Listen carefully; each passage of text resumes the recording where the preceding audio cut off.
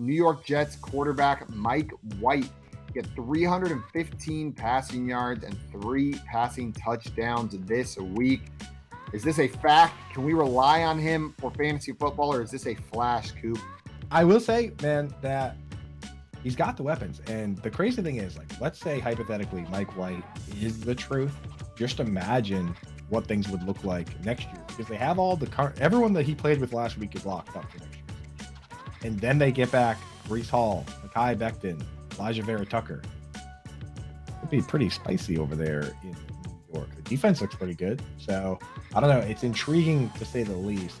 No one's going to throw 3 touchdowns every week, but like I just kind of showed in that last segment, I'm willing to add him in Superflex or 2QB if he's out there. You got to add him. Only so many guys that are even capable.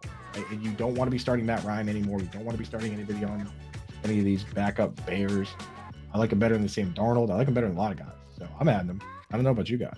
Yeah, no, I'm with you. I think he's worth an ad. His offense has enough weapons, and Robert Saleh seems to know what he's doing. Mike White, I think he could return some nice short-term value here. I'm going to go flash. I don't think you should go chasing these points with Mike White. Oh. I don't believe in the talent. We saw it fall apart last year after he came out and had that 5 touchdown game.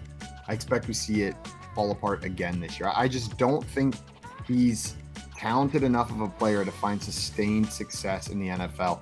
And look at his upcoming matchups. It's not great for a couple weeks here. He's got the Vikings, then he's got the Bills. The next 2 weeks are great, Lions and Jaguars after that.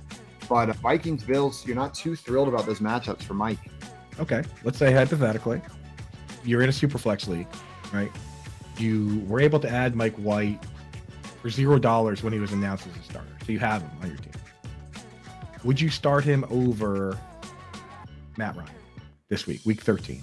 I think I would. Yeah. And that's not to say that he's not startable. I'm just saying, like, I do think it's going to fall off. I don't think you're going to get 20 plus fantasy points from him every week.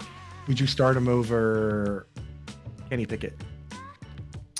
That's close. I think I might roll Pickett, but man, the upside with Pickett is just so low that I think you plug Mike White in.